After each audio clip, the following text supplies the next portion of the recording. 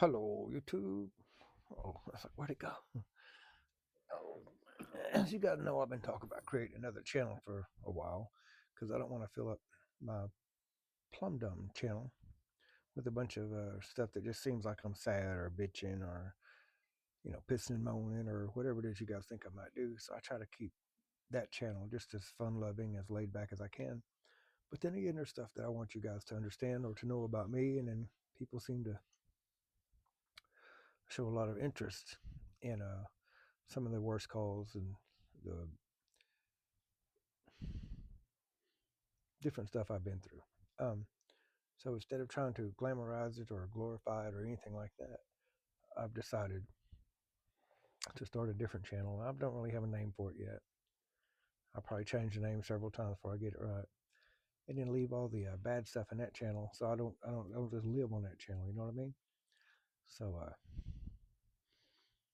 with that said, this will be the first video that you come across with that understanding that that's what it's going to be about. Um, Growing up rough and the mistakes I've made and some of the stuff I've done, allegedly. Um, I'm not admitting to anything. Um, just explaining.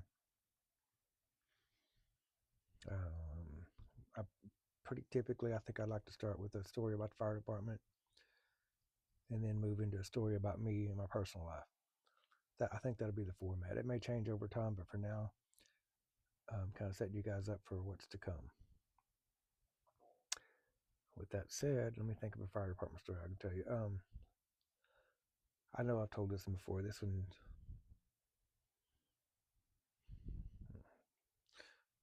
I think I'll save that one for later.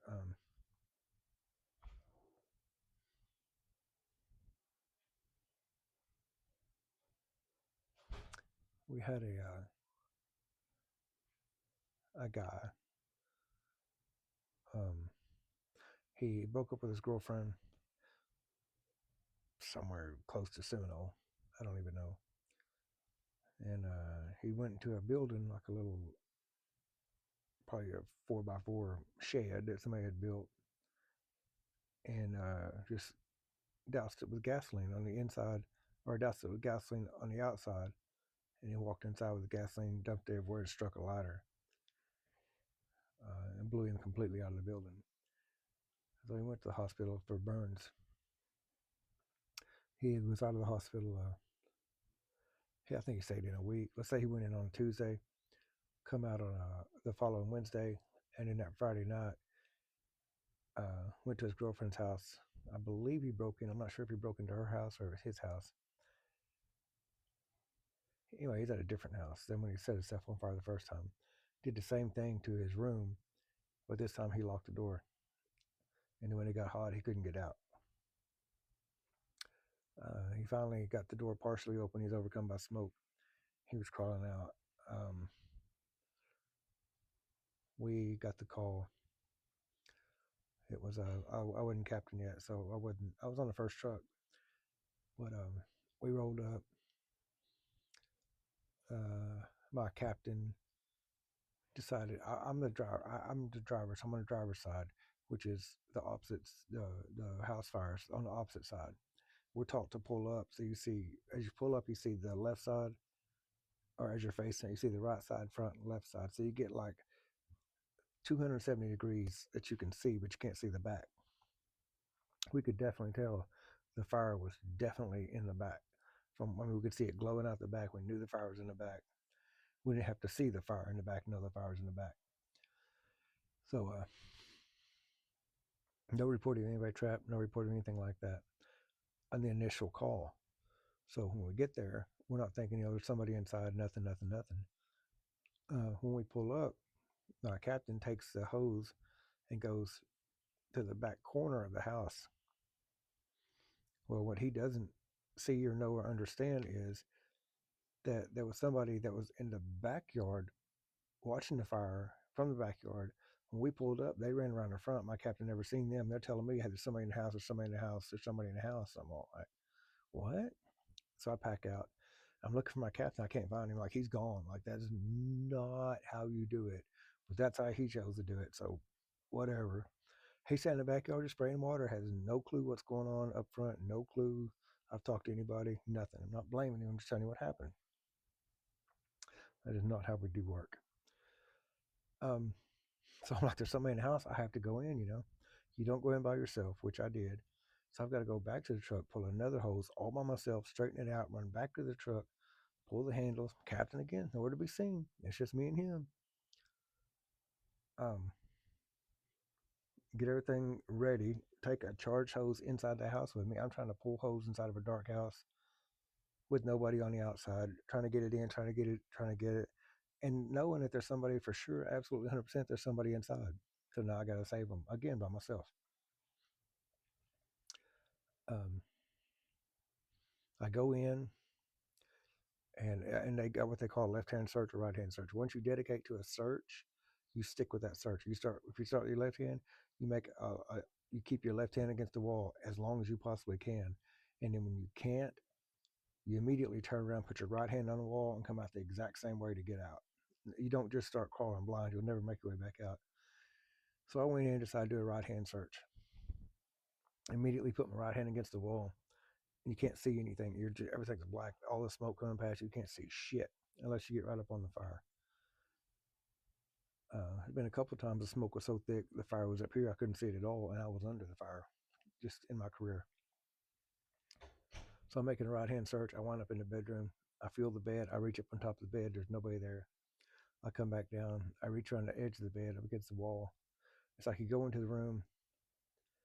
You go along the wall to the head of the bed, check the bed, come back down, check all around the bed.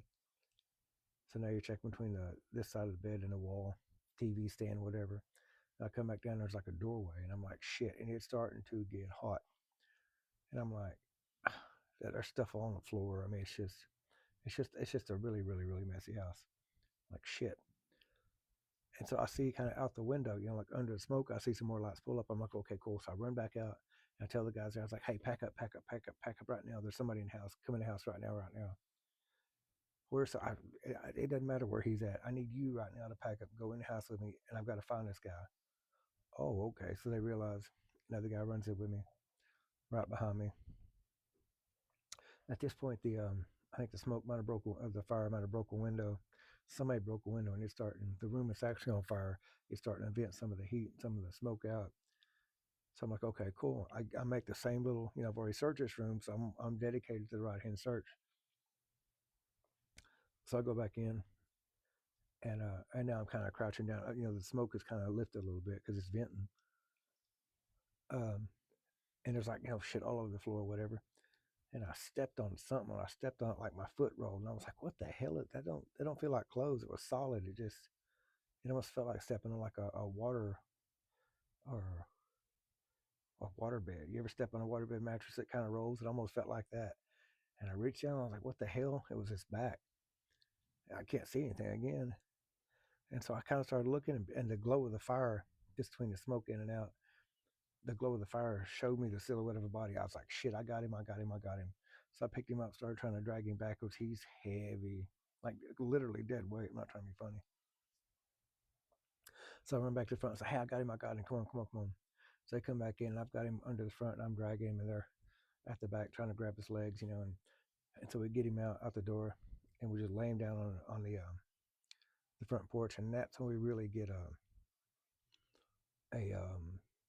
more like a visual, if you will, of just how badly he had been damaged. There was no, and the people out front, if I say over on that side of town, you know exactly what I'm talking about. They're just wild, like they're just screaming and hollering and screaming and trying to rush up there. Y'all ain't this, y'all ain't that, y'all ain't. And man, I just snapped. Y'all save him, y'all blah blah blah blah. And I snapped. I said, do any of you motherfuckers know CPR? And he's just like, I said, well, get the fuck off this porch and get away from my fucking scene. You're not doing anything at all but getting away. So the police backed him up. Wasn't no saving him. Oh, y'all so sorry. Y'all can't save him. Y'all can't save him. Dude did it to himself, first of all. But that didn't change me over the years. And I'll just be dead ass honest. I'll just be dead ass honest because that's what it's about. Um, when my mind gets to me and I drink a lot and I go to sleep, that's when I find myself at the foot of the bed doing a right hand search. I wake up middle of the night crying, hanging onto the bed trying to find this dude. I can't find him. Knowing in my mind, if I would just search just a little tiny, if I would have searched another 6 feet, I would have found him.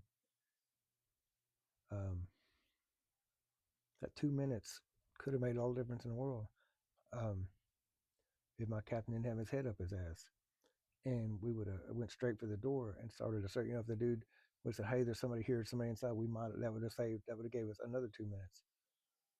It's possible. It's 100% possible. 100% possible. I could have got the dude out earlier. Um, again, he did it to himself. He did it to himself twice. You can't save everybody. I get it, but that one wakes me up at night. Um,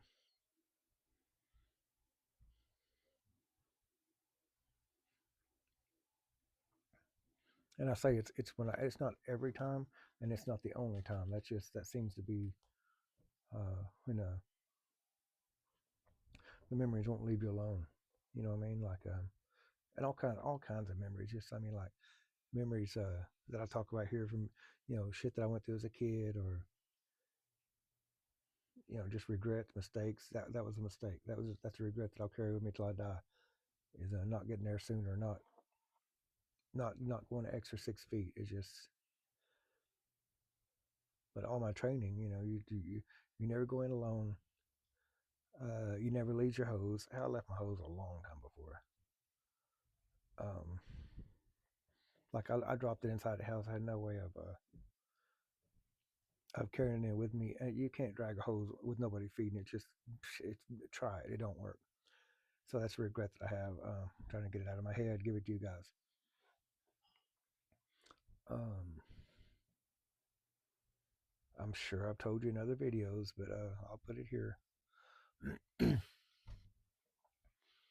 um, hmm.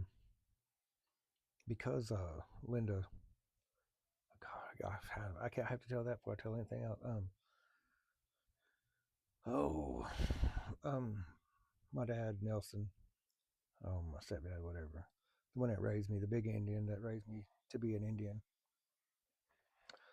put us through hell. Like when he would get drunk, he was a mean drunk. Which I'm not saying all natives are. I'm not saying that. All the ones I knew were. Um, you can say what you want to. Every race is racist. I'm just telling you, that's how it goes. I met racist white people. Obviously, I've met racist black people. I met racist natives, raised with them. Um, if you're not one of them, you're they let you know real quick. So I spent my life growing up not being one of them. A pretendian, they called me. Oh, you think because you speak Choctaw, you're a pretendian or an apple? I'll fight you this day over calling me an apple. To this day, I'll fight you. It means it's an insult created to someone who loses the traditional ways and wants to go to school and wants to go, learn to be a white man, and so you're red on the outside and white on the inside. On the inside, it's called an apple. It's a very, very, very old insult, but I understand the gravity of what that insult means. So they call me an apple. Just basically, if somebody black tries to get educated, tries to speak properly, tries to get a good job, the other blacks will say, "Oh, you're an apple. You're one color on the outside and think you're a different color on the inside." So I was a rich white boy. Fuck, I'm a rich white boy. I don't know. But yeah, even as I got grown, and decided I don't want to have to go to prison. I don't want to have to be poor. I don't want to have to live in filth. I don't want to have to be broke the last 2 weeks of the month. I don't want to have to never have a car. I don't want to ride a bicycle when I'm 53, 4 damn years old. I'm too good for my family, they think. Um, yeah, I always knew he was an apple. He's always tried to be better than us. Well, no, I just hmm, tired of living that way. So it kind of sets the stage for what's coming. He thought his own family turned on him for marrying a white woman, which was Linda,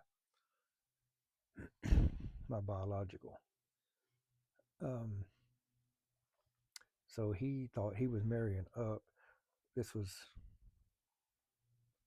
74, 75 when he got with her. So of course she was marrying down. He was marrying up. He thought he was gonna get him somewhere because he married him a white woman. Um, they were both fucking pathetic. I'm just gonna say it like it is. He was a drunk that never wanted to work with a mean streak. Um, she was opinionated, fucking lazy, lazy, smart mouth. Thought the world owed her something, and no matter what, she was right about everything and had a smart ass way of putting it. So yeah, between them two, I didn't have a chance. Um, she liked to do drugs, but didn't like him drinking. He liked to be drunk all the time, so one fed off the other. Um, it was our fault, mine and my brothers. Well, I've got a white brother and two Indian brothers. So it's like this: two white boys existed, two Indians came along uh, after they met. So we were the reason. The white boys was the reason that he was always mad. So he would take it out on us, and then we was the reason in her mind that he was always mad at her. So she took it out on us. So and again, no part of this is a pity shit. Mm-mm. If I want sympathy, I'll go look in the dictionary. I'm telling you, I know where to find it. It's somewhere between shit and syphilis, somewhere in there. Look it up. It's there somewhere. Um, if I wanted pity, I'd go get a bunch of olives and dig the pits out of them. I don't want pity. I don't want sympathy. I don't want none of that shit. I'm just explaining and getting it out of my head. So if you guys see something, you're like, oh, and you wonder, well, why? I've not always been the happy-go-lucky person that I am in my other channel. There's a um, there's a yin and a yang, and I hope that channel is the yin and this is the yang. I just want you guys to understand that hmm, I've been there, done that. I'm just trying to get it all out. That's all I'm trying to say. I'm not. I don't want anything from this. Nothing. Um,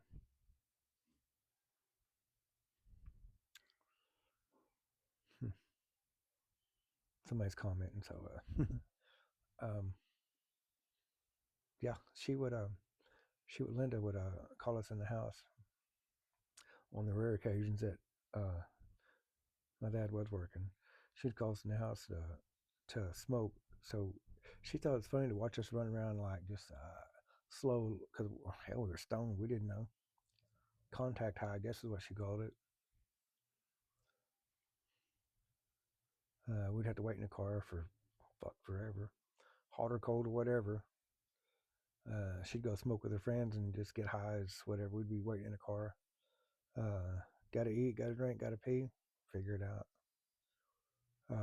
Hot, cold, day, night. Leave us fucking anywhere. Get mad at him because he'd be drunk trying to fight, trying to whatever. Uh, she decided that she didn't like the way he treated us that day. Pack up and leave to go. I don't know where. Some dude's house. Sometimes it's old dude, sometimes it's young dude. Um,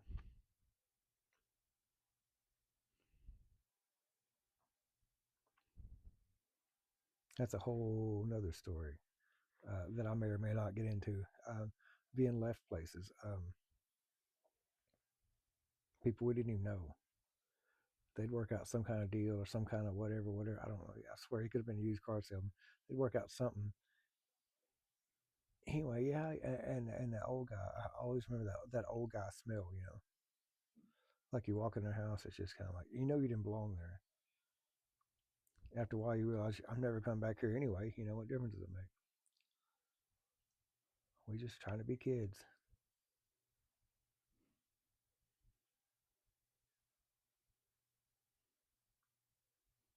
Hmm. May or may not get into that more later. I'm just kind of telling you how it went, why it went that way. Um, he would never get drunk and take us anywhere. It was always get drunk, start a fight. She would leave when we had a car. Uh, Sometimes we didn't have a car. She'd walk down the neighbor's house, use the phone. Her mom would come get her and leave us there. Well, that was hell to pay when that happened. um,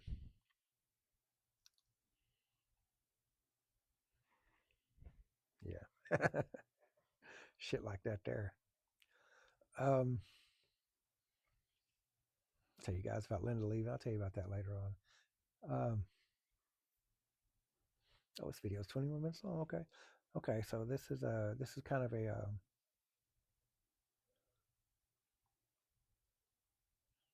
hmm, I guess it's kind of a first video. I'll probably name this number one, number two, and so on. So you have an order. So I'll try to tell it in order how it happened. Just and I'll probably get out of line. I don't know. See you guys in the next one. We'll be laughing and joking, cutting up over there. Thanks for watching.